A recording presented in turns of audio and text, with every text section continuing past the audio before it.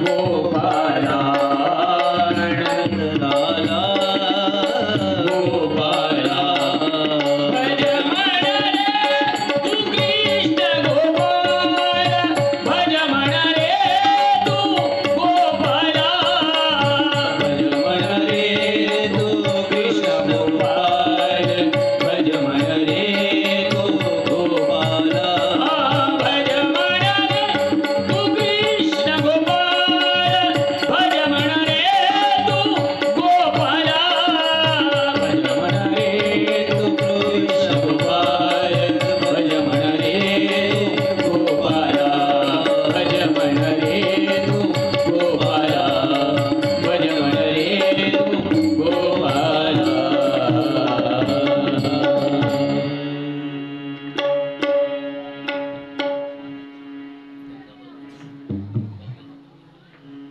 स्वयं दास्ये दरिद्रस्य स्वयं दास्ये नृपस्य च स्वयं दास्ये गुरुज्ञेयं स्वयं दास्ये तपस्विनाम्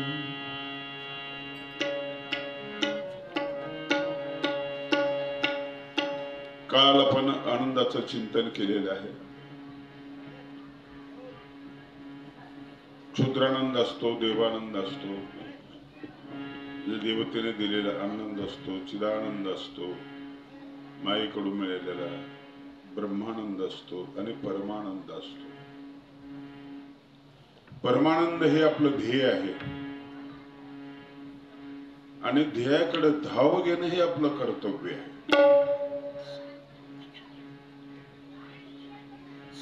आनंद घन परमेश्वराने सामान्य माणसाच्या वेशामध्ये आपल्यामध्ये फिरले आणि बारीक बारीक गोष्टीमधला त्यांनी आनंद टिपला.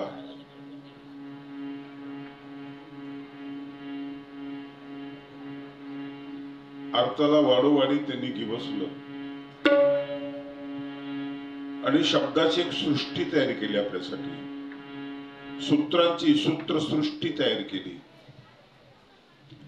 सूत्र वाङ्मय मराठीमध्ये श्री चक्रधर प्रभूंनी सांगितलं. याच्या आधी सूत्र वाङ्मय नव्हतं.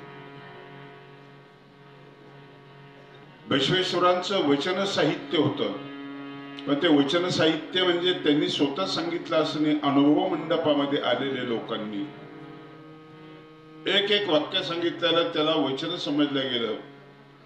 अनेक संप्रदाय निर्माण केला. अत्यंत क्रांतिकारी असलेले बसवेश्वर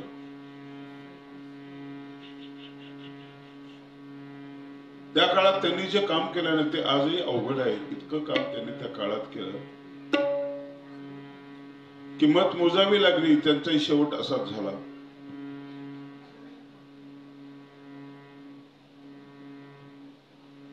महाराष्ट्रामध्ये श्री चक्रधर प्रभूंनी जे काम केलं ना ते काम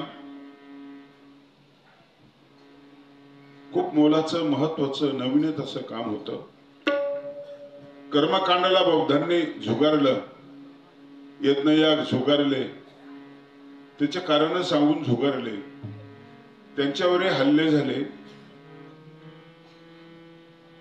जैनांनी झुगारलं, त्यांनाही कमजोर करण्यात आलं. नंतर स्वामींनी समता, ममता आणि समरसता प्रस्थापित करण्यासाठी जमिनीवरची लढाई केली. राजाश्रय नव्हता म्हणून ती जमिनीची लढाई होती. जमिनीवरची लढाई होती. अत्यंत क्रांतिकारी अशा प्रकारचं ते जीवन. स्त्रियांना मोक्षाचा अधिकार, जाती व्यवस्था परिवर्तनाचं काम श्री चक्रधर प्रभूंनी केलं. आणि हे करत असताना त्यांना उद्धाराचा एक मार्ग सांगितला. सुधार आणि उद्धार याच्यामध्ये फार मोठा फरक आहे. ज्ञानी लोकांसाठी एक वेगळा विषय त्यांनी मांडला. डोमेग्रामला माहीम भट्ट आहेत, बारीकशी वावटळ तयार झाली. भिरभिर करत ती आकाशाकडे गेली. माहीम भट्ट प्रश्न विचारतात, तत्किम वश्य, समोर बसलेला परिवार आहे त्याला काही कळत नाही. भाषा संस्कृत होती. स्वामींचं एकच उत्तर होतं, पण त्या उत्तरामध्ये परिपूर्णता होती. तद अन्यवश्य. सामान्य माणसाला काय कळेल? परत तत् किम वश्य. आता हे कळत होतं महिम भट्टाला. पंचभूत कुणाच्या ताब्यात आहेत? तत् अन्यवश्य. महत्भूताच्या तत् ते कोणाच्या ताब्यात आहेत? ते भैरव स्वरूपाश्रित आहे. तत् कोणते कोणाच्या ताब्यात आहे? विश्वाच्या ते कोणाच्या ताब्यात आहे? मायेच्या. तत्पर्यंत ते चाललं. तत् किम वश्य तत् अन्यवश्य तत् किम वश्य तत् अन्यवश्य. आणि माया संपल्यानंतर तत् किम वश्य म्हटल्यानंतर ती एथीची प्रवृत्ती ओळखे. माया परमेश्वराची प्रवृत्ती ओळखे. संवाद गोड आहे, अल्पाक्षरी आहे, पण कळला नाही कोणाला. कळणारे काही लोक होते, न कळणारे लोक होते. काल आपण बघितलं की प्रारब्धबाई साही वेडीबाई आहे. वेडीमध्ये एकदम साधी आहे आणि दुसरा एक ज्ञानी आहे. दोघांना सोबत दोघांची भाषा वेगळी, दोघांसाठी वेगळी भाषा स्वामींनी वापरलेली. आणि ही सूत्राची सृष्टी निर्माण केली श्री चक्रधर प्रभूंनी.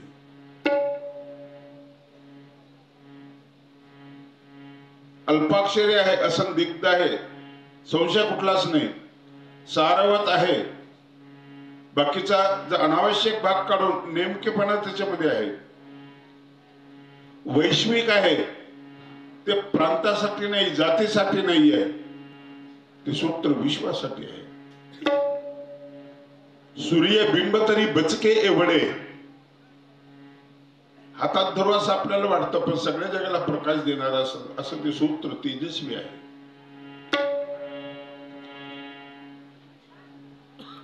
आणि म्हणून सूत्रसृष्टी अलौकिक अशा प्रकारची आहे.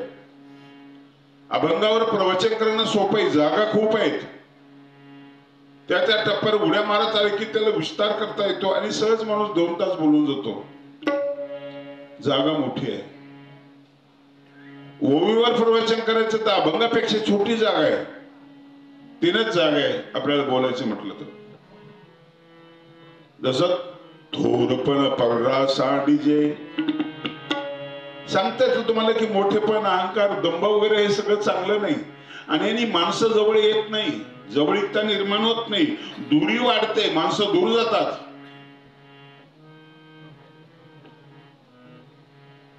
जो तुमचा मोठेपणा आहे तो लोकांना जर बाजूला करत असेल तर काय जाळायचं त्या मोठेपणाला? ते पलीकडे फेकून द्या. व्युत्पत्ती आघवी विसरी जे. जी बुद्धिमत्ता आहे ना, जी तार्किकता आहे ना, ती विसरून जा. अशा बुद्धिमत्तेचे कवी आपण डावललेले आहेत. वामन पंडित, विठ्ठल कवी, मोरोपंत हे कालबाह्य झालेले आहे बुद्धिमान, मग कालबाह्य झालेले. व्युत्पत्ती आघवी विसरी जय जय जगा धाकुटे होई जय ते जवळीक माझी. 4 टप्पे त्याच्यामध्ये. जवळीक करायची असेल ना,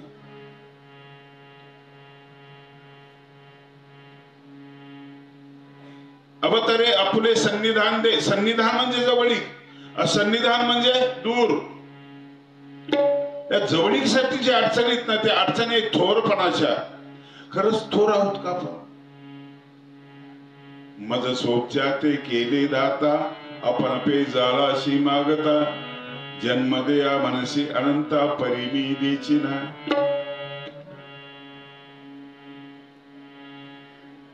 स्वच्छ आहे, स्मरण स्वच्छ जीवा. तू ते काही असे मा काही देशी, काही नाही तुझ्याकडे, काहीच नाही. आला तसं तू जाणार आहे.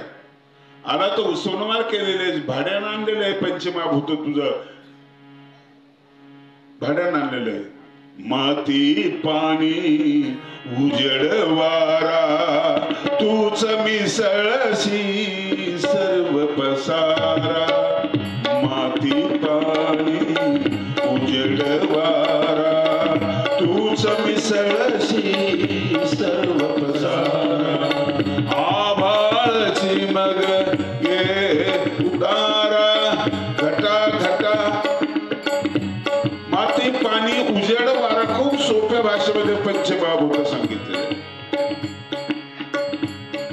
तू स्वच्छ आहेस, खूप सामान्य आहेस तू. म्हणून असामान्य स्वतःला समजतो. थोडा तरी विचार कर, तुझ्याकडे काहीच नाहीये, काहीच नाही तुझ्याकडे. आम्हाला तुला जवळीक साधायची असेल ना तर तुला लहान व्हावं लागलं, लहान व्हावं लागलं. पार्थो वत्स सुधीर भोक्ता दुग्धम गीता घृतम महत् सर्वोपनिषदो गावो दुग्धा गोपालनंदनम. पार्थो वत्स सुधीर भोक्ता दुग्धम गीता अमृतम महत्. गीतेचं ज्ञान, गीतेचं दूध पिण्यासाठी अर्जुनाला राजाने व्हावं लागलं. वत्स वासरू झाला, लहान झाला. दूध पिण्याचा अधिकार आईचा लहान बालकाला असतो. मोठं झाल्यानंतर दूध नाहीये. निसर्गाने त्याला दूध दिलेलं असताना मर्यादित दिलेलं असतं. आईचं दूध संपलं की त्याचा अधिकार संपलेला असतो. ही जी जवळीक आहे ना ती महत्वाची आहे. आणि पुढे सूत्रामध्ये शब्द आलेले, दास्य शब्द आलेले, ते दास्य मोचक. दास्याच्या संदर्भामध्ये आपल्याला अर्धा पाऊण तास चिंतन करायचं आहे. मी जास्त बोलणार नाही, आज प्रकृती माझी ठीक नाही. आणि म्हणून सुरुवातीला मी जो श्लोक घेतला ना त्या श्लोकामध्ये सूत्र आलेलं आहे. कसं आलं याचं उत्तर माझ्याकडे नाहीये. स्वयं दास्य दरिद्रस्य. दरिद्री माणसाला स्वतःच काम स्वतः करावं लागतं.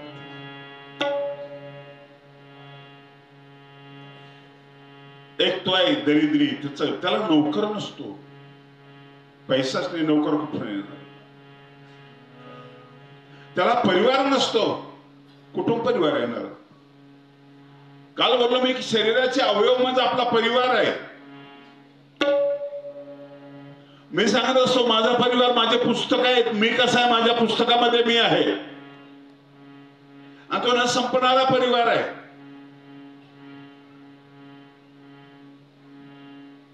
स्वयं दास्य दरिद्रस्य. दरिद्री माणसाला स्वतःच दास्य स्वतः करावं लागतं. 5 प्रकारचे माणसं सांगितले महाभारतामध्ये व्यासांनी, जे मेलेले आहेत, जिवंत असून मेलेले आहेत. जिवंतोपी मृत पंच व्यासेन परिकीर्तित. जिवंत असून 5 माणसं मेलेले आहेत. दरिद्री एक, जो इकडे स्वयं दास्याशी जोडलेला आहे. व्याधित म्हणजे बिमार असलेला, पराधीन असतो. मूर्ख. मूर्ख कोणाला म्हणतात? ज्याला स्वतःला कळत नाही, तो दुसऱ्याचं ऐकत नाही, त्याला मूर्ख म्हणतात. मेलेला आहे, जिवंत असून मेलेला. प्रवासी. नित्य सेवक. सतत प्रवास करणारा. मी बघतोय ना, मला कुठलं अस्तित्वच नाही, मी कार्यक्रमाच्या अधीन आहे, जावंच लागतं. सतत प्रवास आहे, 400-500 किलोमीटरचा प्रवास. जे प्रवासी असतील त्यांना कुठं स्वातंत्र्य, कुठं सुख आहे त्यांना? लोक म्हणतात काय बघा गाडीत बसून जायचं, त्यांना काय काम आहे? बसून बघा ना 2 दिवस. आणि नित्य सेवक सतत दुसऱ्याच्या सेवेमध्ये असताना त्याला अधिकार नाही. रजा विचारली की मला सुट्टी द्या, नाही मिळत सुट्टी, काही चालत नाही. 5 माणसं हे मृत असलेले माणसं, मेलेले माणसं आहे. लोहाराच्या भात्यासारखा त्यांचा श्वासोश्वास चालू असतो, पण जिवंतपणा त्या ठिकाणी नसतो त्या ठिकाणी. म्हणून दास्य हा शब्द इतका सुंदर आहे, जो स्वामींनी वापरलेला आहे. त्याला एक सुंदर असा प्रकरणावश आहे. हे सामाजिक सूत्र आहे, आध्यात्मिक सूत्र नाही. कालचं आध्यात्मिक सूत्र होतं, हे सामाजिक सूत्र आहे. समाजाला प्रेरणा देणारं सूत्र आहे, राष्ट्राला बलवान करणारं सूत्र आहे, आणि पारतंत्र्यातून मुक्त करणारं सूत्र आहे. स्वातंत्र्य हा मोक्ष, पारतंत्र्य हा बंध, हे बंधनातून मुक्त करणारं हे सूत्र आहे. स्वामींचं हे सूत्र सुद्धा कुठेतरी चार्वाकाचं सूत्र दिसतंय आपल्याला. स्वतंत्रता मोक्ष, परतंत्रता बंध. चार्वाकाचं संस्कृत मध्ये सूत्र आहे.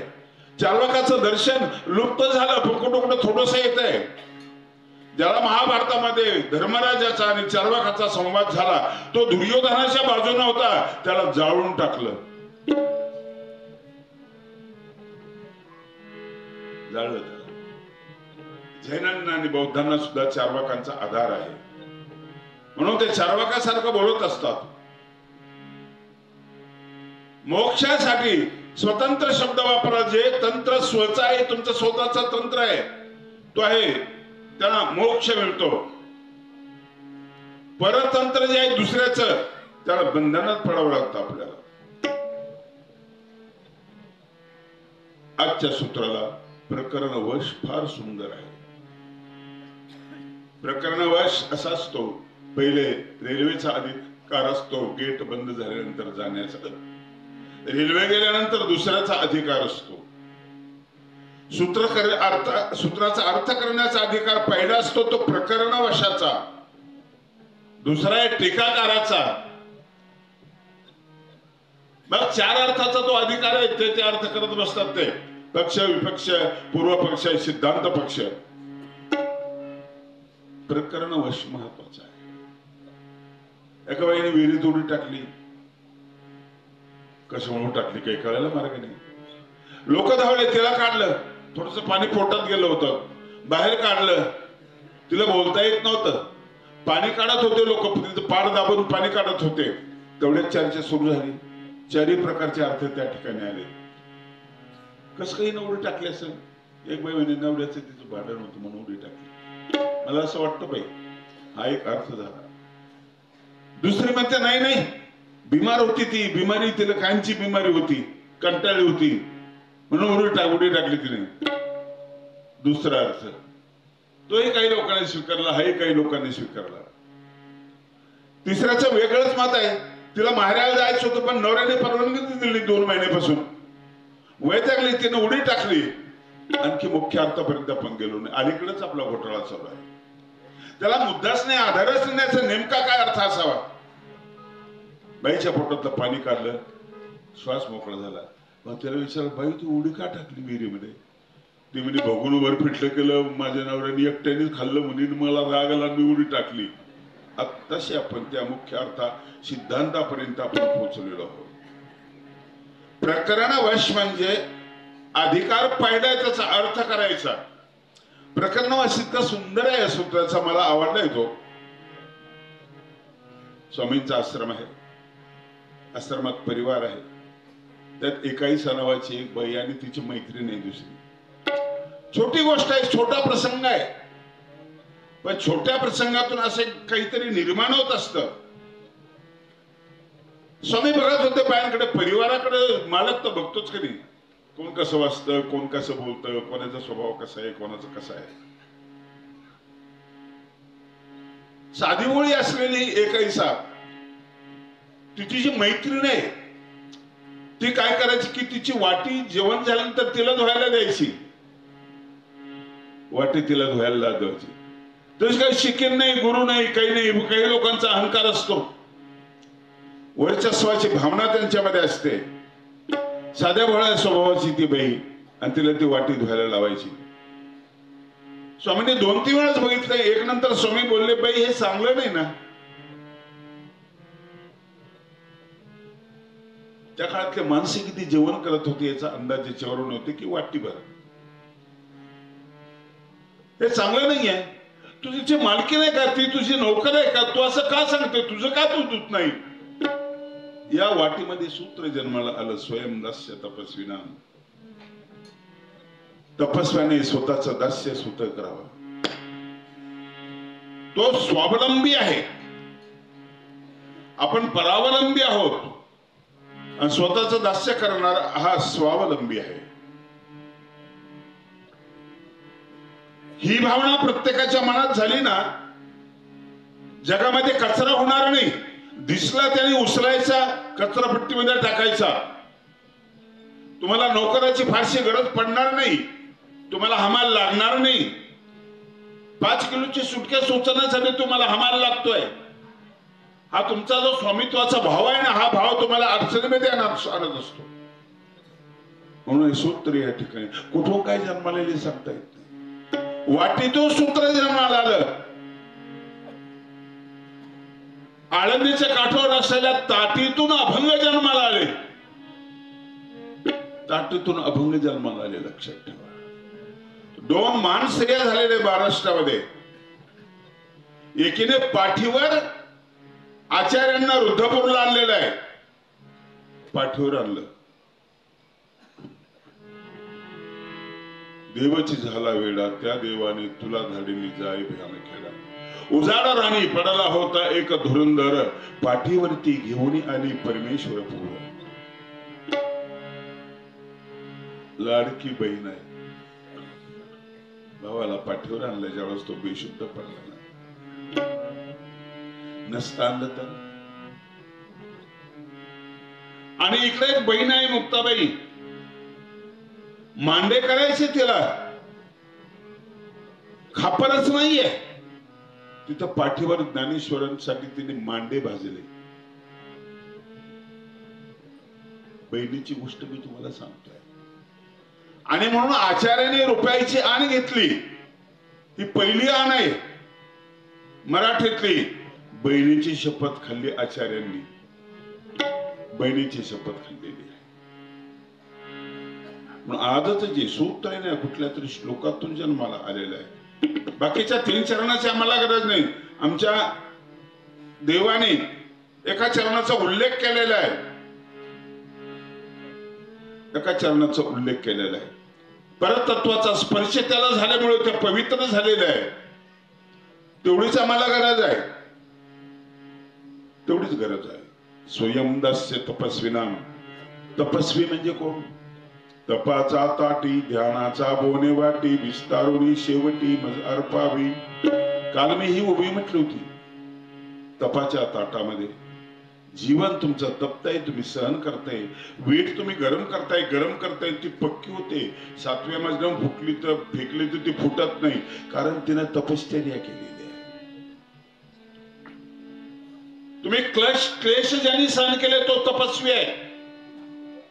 तांती तिक्षस्व भारत, हे सहन कर भारता.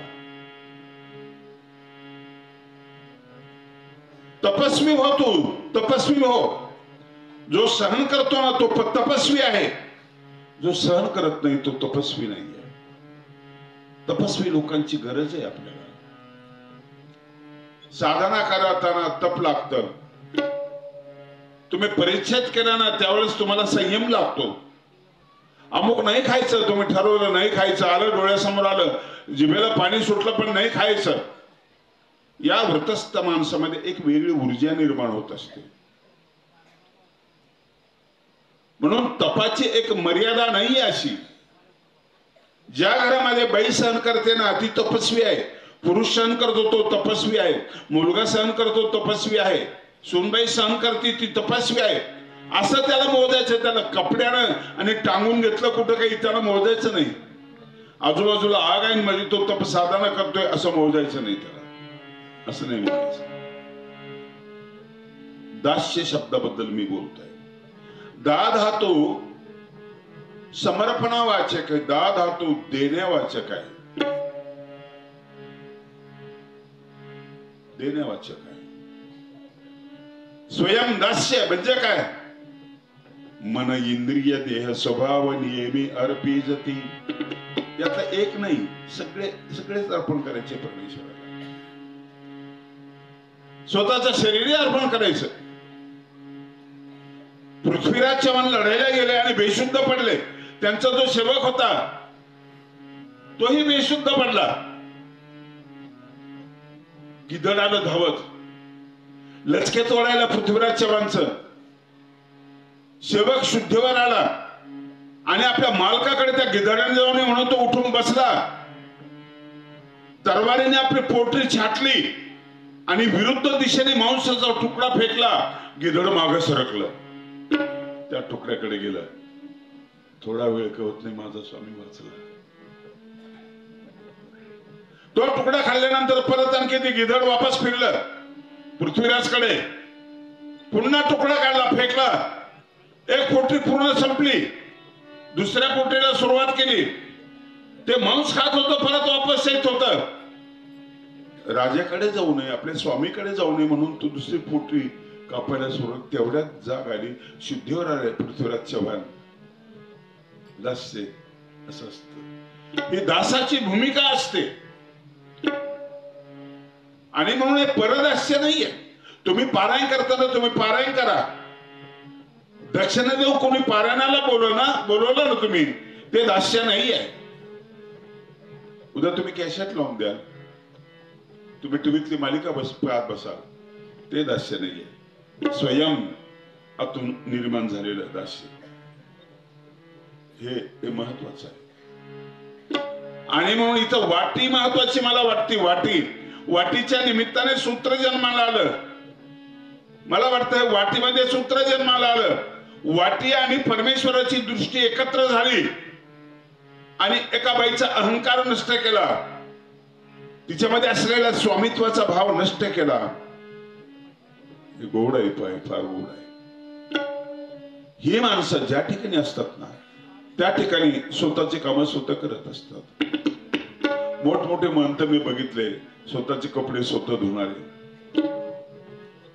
स्वतःच सगळं काम स्वतः करणारे. कल्लूरचे बाबा होते ना, कपडे धुवायला द्यायचे, पण कौपिन कोणाला देत नव्हती, ते स्वतः कौपिन घ्यायचे, स्वतः ते धुवायचे. आणि म्हणून ही गोष्ट खूप मोलाची आणि खूप महत्वाची आहे. आणि म्हणून खाली उतरणं, नानावून खाली उतरणं, हे गोड अभंग आहे.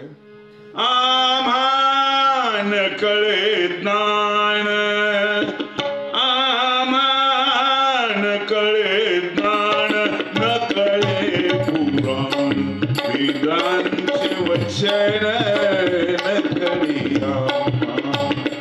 आम्हान कळे ज्ञान, आम्हान कळे ज्ञान,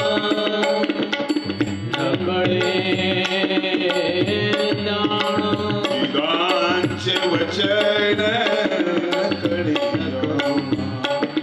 आम्हान कळे ज्ञान.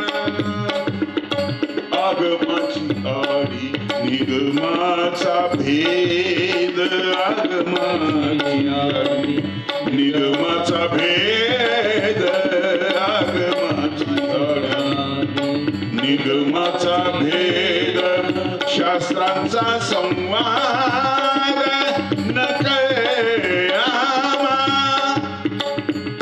आम्हान कळे ज्ञान, आम्हान कळे ज्ञान, न कळे पुराण वेदांचे वचन, वेदांचे वचन, न कळे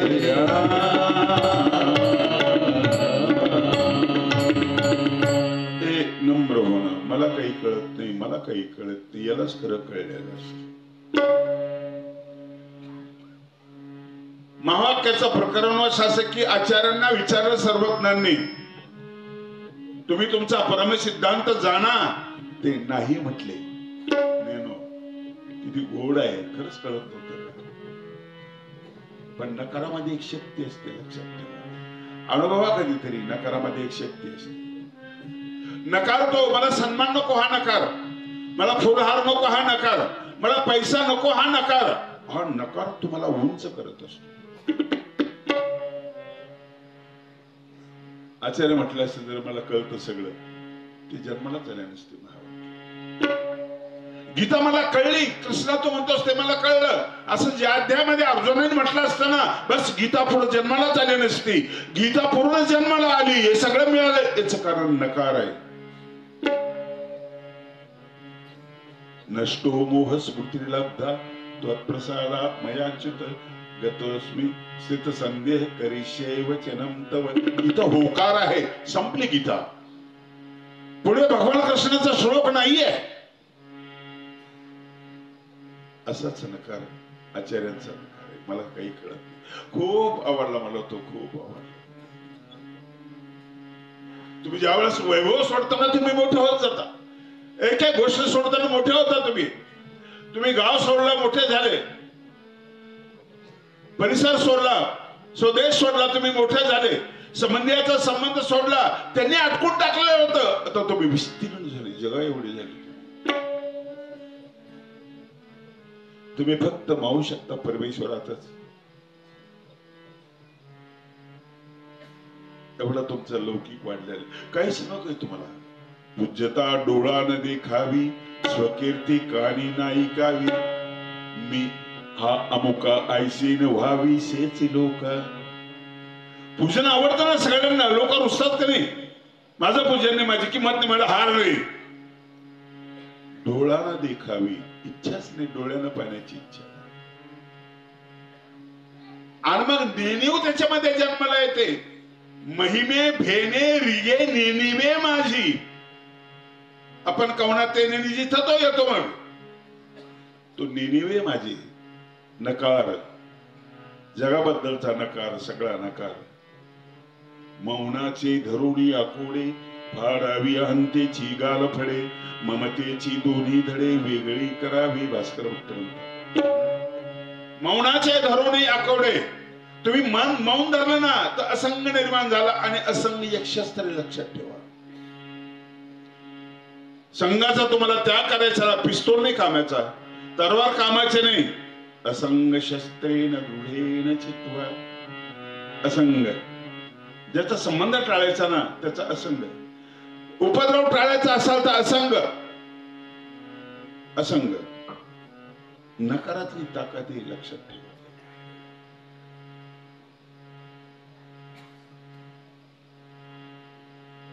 विभा शिरवाडकर म्हणजे तात्या, नाशिकचे मोठे कवी, विशाखा नावाचं त्यांचं महाकाव्य. त्याला ज्ञानपीठ पुरस्कार मिळाला दिल्लीला. हातात घेतला त्यांनी, किती श्रीमंत हात झाला तो. छोटासा पुरस्कार मिळाले की माणसाची उंची वाढते, लोक कौतुक करतात. बसले एक दिवशी अंगणामध्ये, तेवढ्यात एक भिकारी आला, म्हटला साहेब साहेब मला काहीतरी द्यावं साहेब, 10 रुपये द्यावं साहेब, मला 5 रुपये, मी चहा सुद्धा नाही घेतला साहेब, काहीतरी द्या मला. लेकरा बाळाला आशीर्वाद मिळेल साहेब तुमच्या. ते म्हणाले 1 रुपया देतो तुला, काय करशील तू, तुम्ही सांगाल ते करतो. 1 रुपया दिला त्याने, 1 रुपया घेतला. आणि ज्यावेळेस तो गेला, त्याला सांगितलं होतं लॉटरीचं तिकीट काढ, तुझं नशीब आजमावू तू कसं आहे. लॉटरीचं तिकीट काढलं, 8-10 दिवसानंतर पेपरला आलं आणि त्यांना 1 लाखाचं बक्षीस भेटलं त्या भिकाऱ्याला. भिकारी पूर्ण तात्यासाहेबांकडे आला, अंगणात खुर्चीवर बसलेले होते, हातात पेपर. तात्यासाहेब मला मिळालं बक्षीस, 1 लाखाचं बक्षीस मिळालं. अरे छान झालं, काय खर्च कर. नाही साहेब, मला तुम्हाला 50,000 रुपये द्यायचे, त्यातले अर्धे तुम्हाला द्यायचे मला. तात्यासाहेब नको म्हणतात. आपण समजू शकतो की फार श्रीमंत आहेत, त्यांना पैसा मिळालेला आहे. ज्ञानपीठ पुरस्कार त्यांच्या हातामध्ये, एवढा मोठा माणूस आहे. ते म्हणतात मला नकोय ते पैसे. उंचीवर ते माणसाची. अरे ते तुलाच ठेव. भिकारी म्हणतो मला तरी काय करायचे एवढे पैसे. ज्ञानपीठ पुरस्कार एका हातामध्ये इतका श्रीमंत असलेला हात, आणि एका हातामध्ये कटोरा भीक मागायचा तो हात. कोण कोणापेक्षा मोठा आहे सांगा ना, जरा प्रयत्न करा ना. कोण कोणापेक्षा मोठा आहे? दोघांकडे नकार आहे, मला नको मला नको. ही नकाराची शक्ती, नकारामधली जी ऊर्जा आहे ती ऊर्जा महत्वाची आहे. मला ज्ञान नको, काही नको. भक्ती ज्ञानाविन प्रेम नको देवा, भक्ती ज्ञानाविन प्रेम नको देवा.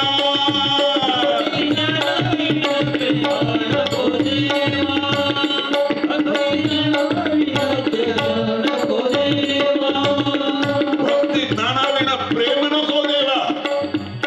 मला ज्ञान नको, ज्ञानाची लालसा आहे आपल्याला आहे की नाही. किती डिग्री मिळवतो आपण, किती अभ्यास करतो आपण, पण नको ते. जरा भक्तीची जोड नसेल ना तर ते नको. माझी भक्ती विन जळवते जीव्याली पण, अगा पृथ्वीवरी पाषाण नसती काही. पृथ्वीवर पाषाण खूप आहे, तू असा एक पाषाण आहे. भक्ती तुझ्यामध्ये नाही तर तो एक पाषाण आहे. आणि भक्ती म्हणजे नकार, लक्षात ठेवा. भक्ती म्हणजे नकार. मला काहीच नको, फक्त मला देव पाहिजे, काहीच नको. भक्ती भावना निर्मळ नाही, अंतरातही तव मानुया. सांग प्रभूला सांग कशी पावन होईल सांग पूजा. सांग प्रभूला सांग कशी पावन होईल.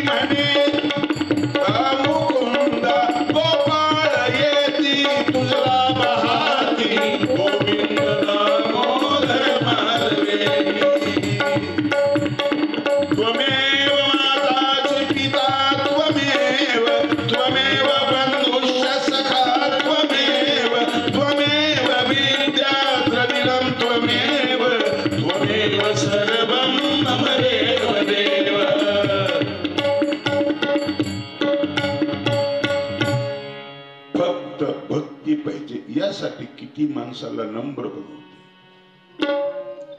प्रेम पाण्यासारखं असतं, अहंकार आगीसारखा असतो.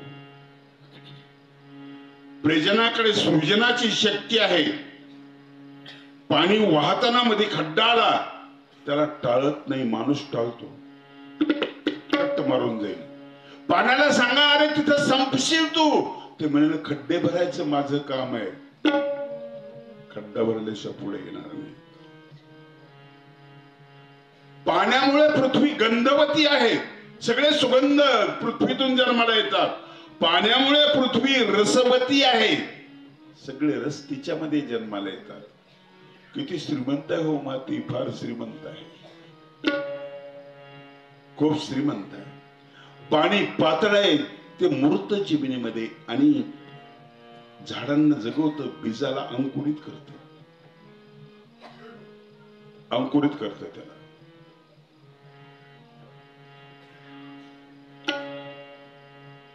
स्वयं दास्य तपस्विना.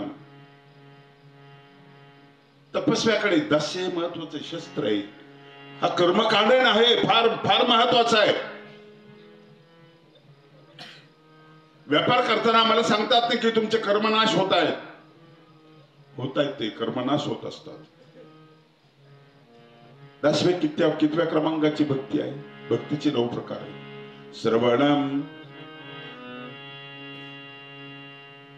श्रवण ही पहिली भक्ती आहे. कीर्तनम दुसरी भक्ती आहे. विष्णू स्मरणम पादसेवनम. वारकरी संप्रदायाची कीर्तन भक्ती आहे, श्रवण भक्ती आहे, आमची स्मरण भक्ती आहे. पादसेवनम सेवा करणे पायाची. अर्चनम वंदनम दास्यम सख्यम आत्मनिवेदनम. दास्य एक भक्ती आहे, लक्षात ठेवा. समर्पण आहे, ज्याच्यामध्ये सौदा नाही ते दास्य आहे. बाकीचे नोकर आहेत, पगारी आहेत, कुठलाच सौदा नाही त्याच्यामध्ये, कुठला सौदा नाही. दास्य समजून घेण्याचा प्रयत्न करा. सौदा का नाही? दाद हात बसून बनलेला तो शब्द आहे. समर्पण आहे, पूर्ण समर्पण आहे. समर्पणामध्ये सौदा नसतो. नोकराला तुम्ही पैसे देताना तुम्ही मोजून घेता, गणित येते त्या ठिकाणी. इतकं मोजता की थुंके लावून मोजता. डबल नोट तर नाही चालली ना, थुंके लावून तुम्ही मोजता. पण पत्नीकडे देत असताना तुम्ही गड्डी तशी तशी देऊन टाकता. विश्वासू व्यक्तीकडे देत असताना तुम्ही त्या ठिकाणी मोजत नाही. तिथं भावना प्रधान असते, गणित अनुषंगिक असते. भावनेवर नेणं सगळ्यात महत्वाची गोष्ट आहे. भावनेचा जिवंतपणा हा सगळ्यात महत्वाचा आहे. भावना बोलते, सगळ्याशी बोलत असते. ते बघत नाही की याला ऐकू येतं का, याला कळतं का वगैरे, काही बोलत नाही. ते जनावरांशी बोलत असताना नाही कळत जनावराला काय कळतं, पण हे एकतर्फी प्रेम असतं, एकतर्फी असतं, बोलत असतं. आमचे सोनपेटकर बाबा, नवे सोनपेटकर बाबा, त्यांचे एक मांजर आहे, त्याने सारखे बोलत राहतात.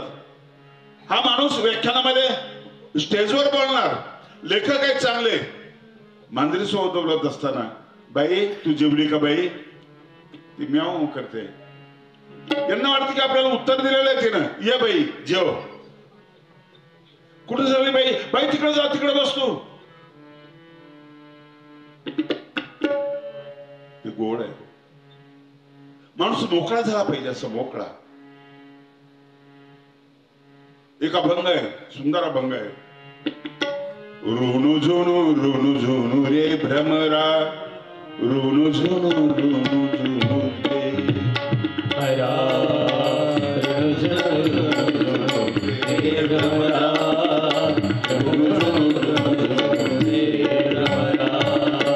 साने तो अवगुणु रे भ्रमरा, साने तो अवगुणु रे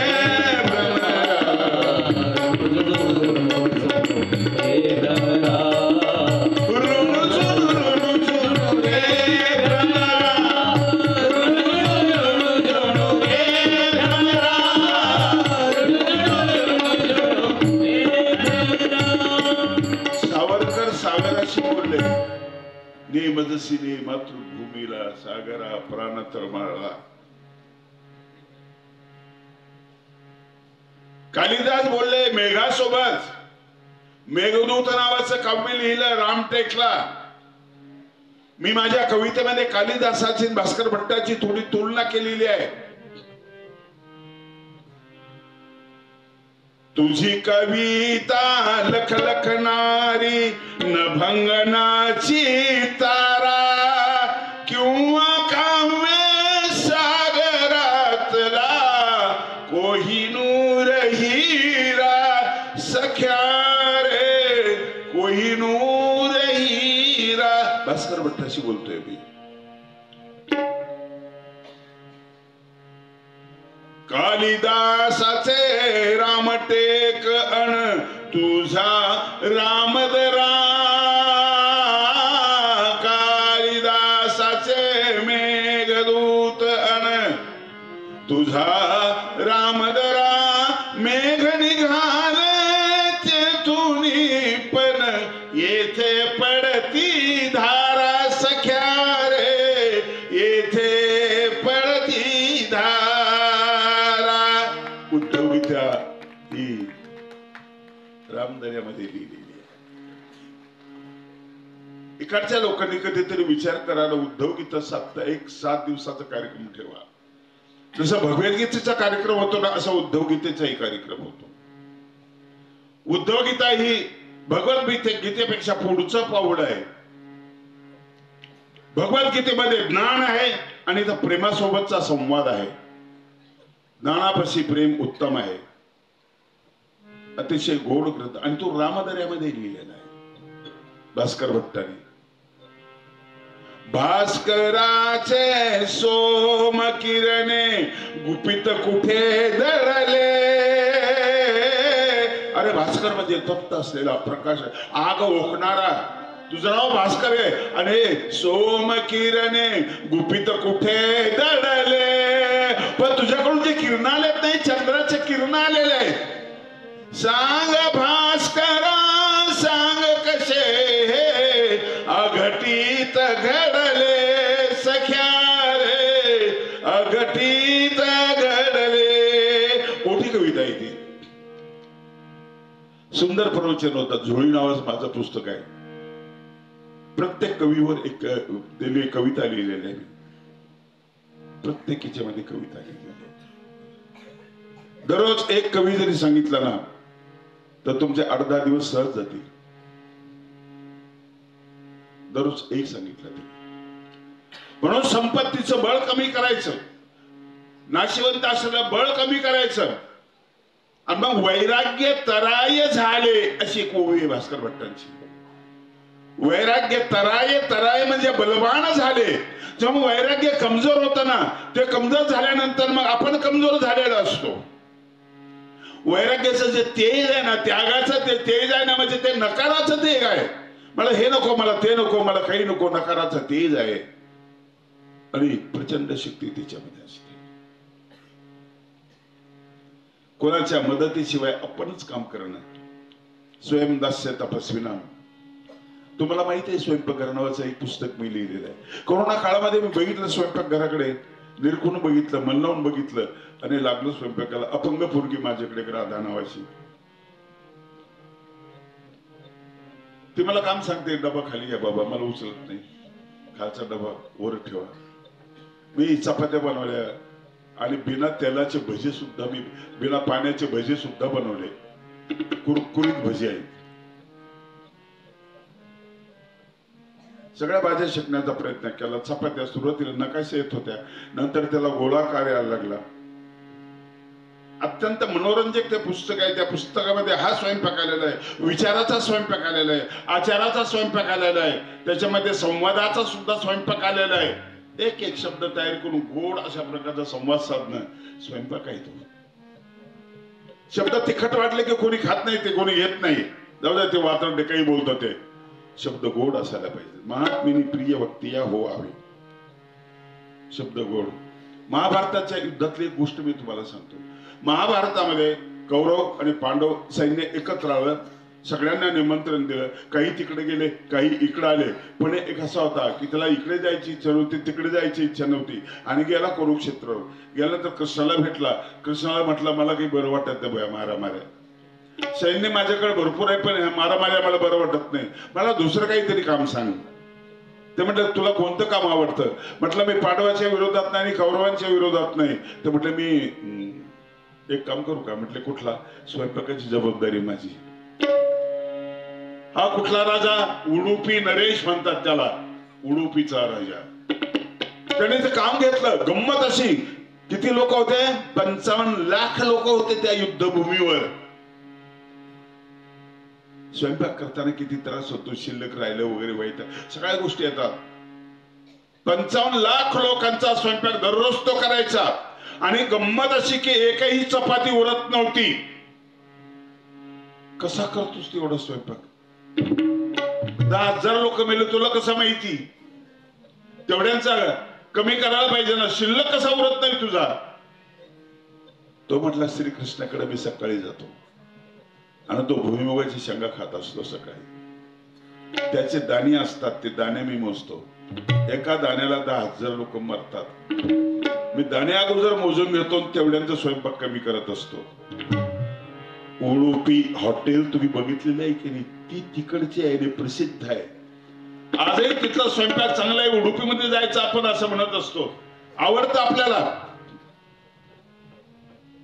मारामारीच्या प्रसंगामध्ये स्वयंपाक करायचं काम कमाल आहे का नाही त्या राजाची? त्याला आधार आहे शेंगदाण्याचा. पहिल्या दिवशी कळलं त्याला, पहिल्या दिवशी कळलं की किती शेंगदाणे खाल्ले. एका शेंगदाण्याला 10,000 लोक. अशा तऱ्हेने तो मोजायचा. घेता येते तुम्हाला भूमिका, कुठल्याही स्वरूपामध्ये तुम्हाला भूमिका घेता येते. ही भूमिका महत्वाची आहे. मग तुम्ही दास्याची भूमिका घेत नाही. ज्ञानाची जोड द्या. शुद्ध दास्य मोचक नाही, ज्ञानाची जोड द्या. पण दास्य महत्वाचं आहे, खाली उतर नाही, जमिनीवर उतर नाही. आम्ही आभाळामध्ये फिरतो, आभाळामध्ये फिरतो. आभाळात फिरणाऱ्या माई भट्टाला स्वामींनी जमिनीवर आणलं. रसातळाला गेलेल्या नागदेवाचार्यांना स्वामींना जमिनीवर आणलं. ही 2 माणसं, चुकीची माणसं दुरुस्त केली. माणसं फेकून द्यायचे नसतात, दुरुस्त करायचे असतात. आणि ते काम महावाक्याने केलेलं आहे. ते काम महावाक्याने केलं. माणसाचा उद्धार करायचा असतो. हा जीव दीन होता, धनवान तूच केला.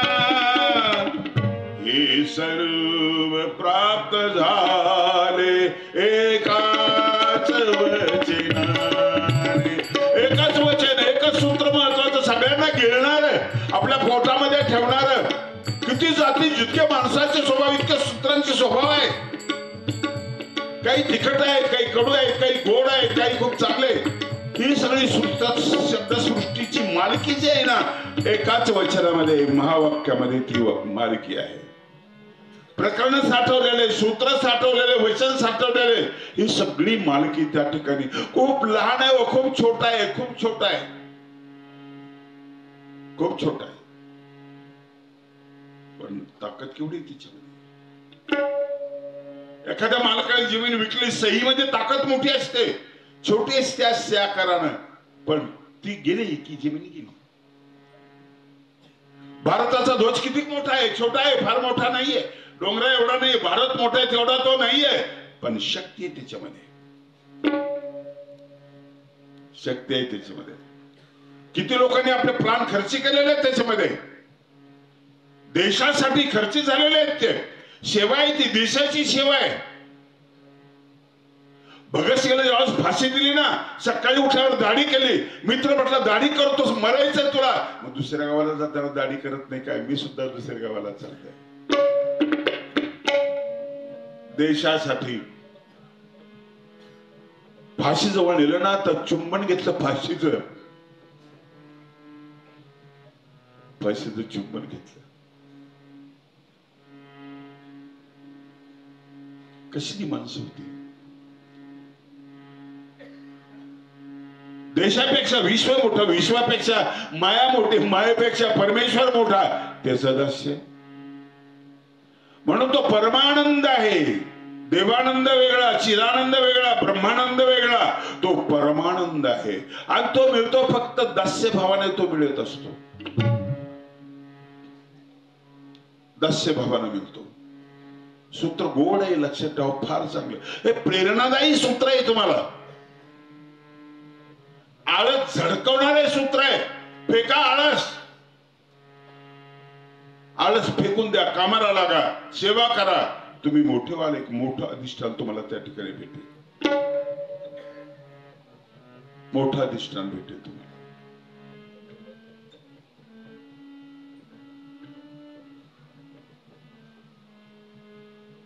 ईश्वराचं दास्य.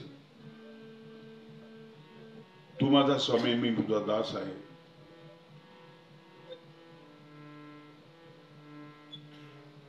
दत्तगडावर भव दाटला अर्थ करू नयेचा, मार अथवा तार प्रभू तू नाथ अनाथाचा. तू अनाथाचा नाथ आहेस, तू नाथ आहे याचा अर्थ मी तुझा दास आहे.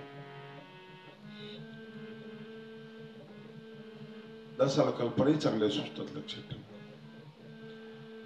रामदास स्वतःला दास म्हणून घेत होते. रामदास एक दिवशी गावात भिक्षाला गेले. एकच टाइम भिक्षा मागायची, एकच घरी भिक्षा मागायची. जय जय गुरुदेव समर्थ असं त्यांनी भिक्षा. बाई पोतारा मारत होती. पोतारा कळतो ना, कुठं पोचारा म्हणतात त्याला. मातीची भिंत, कालवलेल्या मातीत कपडा भिजून ती सारवायची, त्याला पोतारा म्हणतात.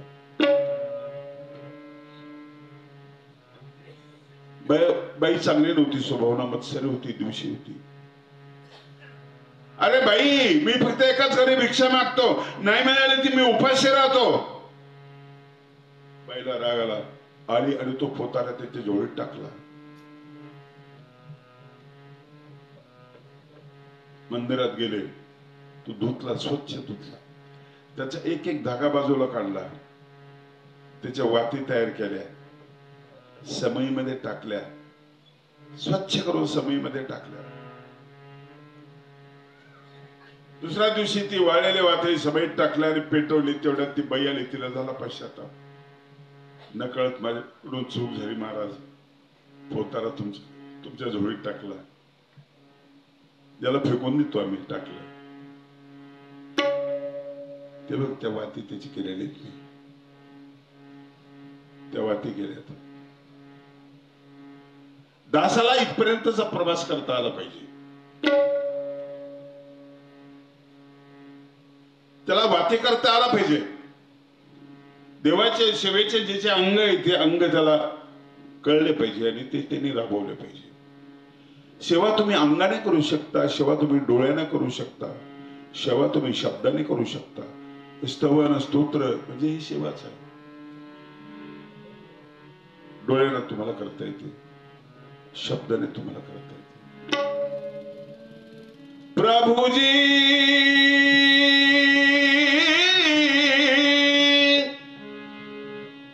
तुम चंदन हम पाणी. अर्जुनाच्या सेवेचा उल्लेख आलेला आहे ग्रंथामध्ये. तो झोपला की त्याच्या रोमारोमातून कृष्ण कृष्ण असा आवाज येत होता.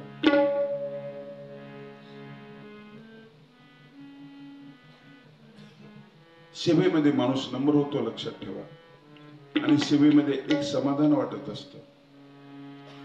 म्हणून स्वामींचं हे एक वेगळं सूत्र आहे. बेसागले सूत्राचे खूप जाती आहेत.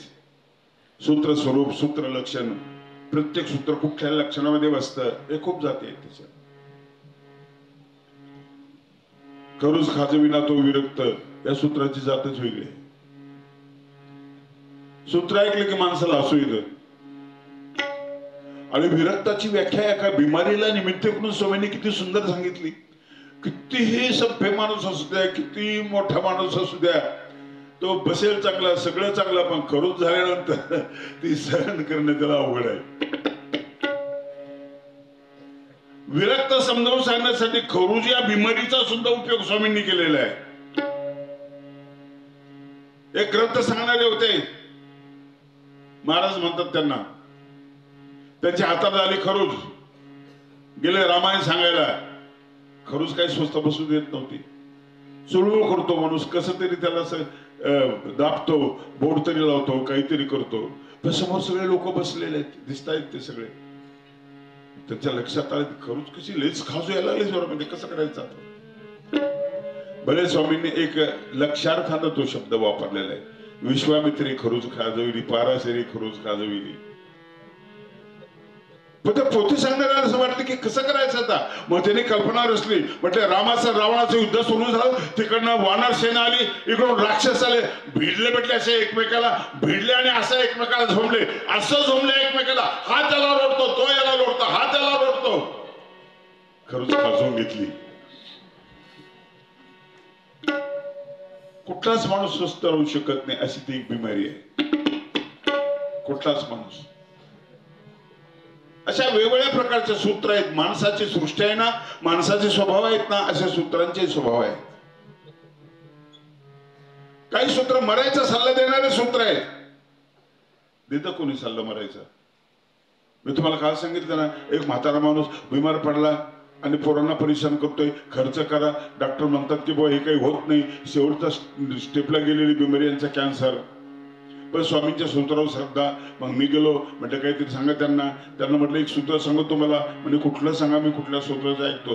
म्हटलं पोरी हो आता मारा तरी चांग, गाठी द्या म्हणे इकडं. हट्ट सोडून दिला सगळं. सूत्राचा सहवास फार महत्वाचा सहवास आहे. आणि म्हणून कोण कोण दास्य करतं स्वतःच, याचा उल्लेख त्या श्लोकात आलेला आहे. स्वयंदास्य दरिद्रस्य. कुठे ऐकतच नाही, पैसाच नाही, नोकर ठेवता येत नाही, स्वतःच काम स्वतःला करावं लागतं. स्वयंदास्य नृपस्यच. राजाचा कोणावर विश्वास राहत नाही. नाही विश्वास, कोणावरच विश्वास राहत नाही. स्वतःचे कपडे स्वतःच घडी करणार, स्वतःच सगळं स्वतः करणार. स्वयंदास्य गुरुज्ञेयम. गुरु स्वतःच दास्य करतात. स्वयंदास्य तपस्विना. तपस्व्याचं दास्य हे स्वतःच दास्य असतं. म्हणून तपस्वी होण्याचा प्रयत्न करायला पाहिजे. आज मी खूप कमी गायन केलेलं आहे. प्रकृती माझी काही इतकी व्यवस्थित नाहीये. परत आणखी बाहेर जायचंय, हादगावला जायचंय, तिथून हादगाववरून परत अमरावतीला जायचंय. गुरुदेव सेवा मंडळाचा कार्यक्रम आहे, तिथं माझं व्याख्यान आहे. त्यानंतर नागपूर, अशी धावपळ आहे. आणि म्हणून आज थोडंसं कणकण वाटायला लागलं, मला जड पण वाटायला लागलं. म्हणून आमचे मल्ले बाबा, त्यांना मी विनंती केली, बाबा मी थोडस बोलेल आज, आज काही माझा मूड नाहीये. या ठिकाणी जमलेले सगळे विद्वान, आचार्य वगैरे. राहुल मुनी गेले का? तळेगावकर आहेत? काल त्यांचं नाव घ्यायचं विसरलो. आणि ईश्वरीय लीला चरित्र ज्यांनी लिहिलंय राजूदादा दिसायला खूप साधे, त्यांना बघितल्यानंतर ही लीला चरित्र लिहितील असं वाटत नाही मला. ते या ठिकाणी उपस्थित आहे. तर या सूत्रावरची ही सेवा मी या ठिकाणी थांबवतो. सर्वे भवन्तु सुखिनः, सर्वे सन्तु निरामयाः, सर्वे भद्राणि पश्यन्तु मा कश्चित् दुःखभाग् भवेत्. श्री गोपाल कृष्ण महाराज की श्री चक्रधर स्वामी की जय.